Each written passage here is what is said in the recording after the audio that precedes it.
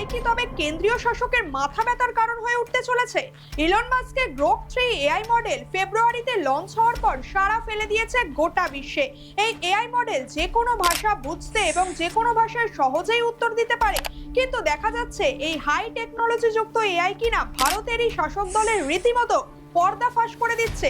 যেমন কোন রাজনৈতিক দল সবথেকে বেশি বৈষম্য ছড়ায় তা এই এআই মডেলকে জিজ্ঞেস করা হলে এটি উত্তর দেয় বিজেপি।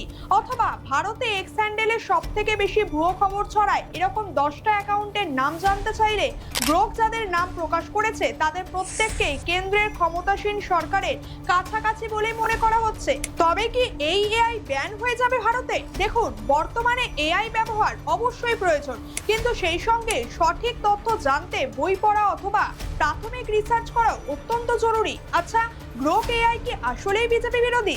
আপনার কি মনে হয়?